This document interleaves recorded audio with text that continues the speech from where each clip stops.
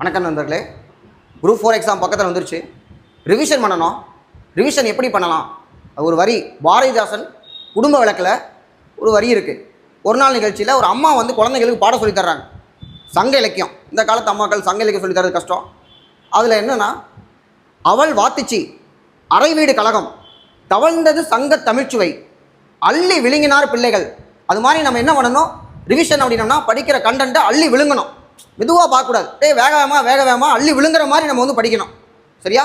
So இப்போ நம்ம எக்கனாமியில் முக்கியமான ஒரு கண்டென்ட் பார்க்குறோம். தமிழ்நாட்டுடைய எக்கனாமிக்கு க்ரௌத்தில் நமக்கு எக்கனாமிக் சர்வே படி 2023-24 8.33% ரியல் ஜிடிபி. அதுக்கப்புறம் இப்போ வந்து என்னென்னா 9.69, இது இந்தியாவிலேயே அதிகம். GSDP, cross state domestic product, மொத்த மாநில உள்நாட்டு உற்பத்தி அப்படிங்கிறதுல மகாராஷ்டிராவுக்கு அடுத்து நம்ம ரெண்டாவதாக இருந்தோம் 23-24 8.33.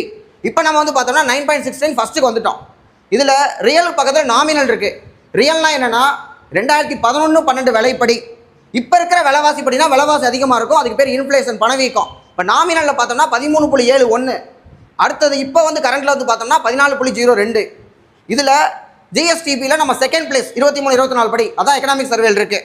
தென் பெர் கேபிட்டா இன்கம், தலா வருமானம் பார்த்தோம்னா 2.78, 2,78,000 இது வந்து பார்த்தோம்னா 1.6 times ஹையர் தென் இந்தியாவோட தேசிய சராசரியை விட 1.6 மடங்கு அதிகம்.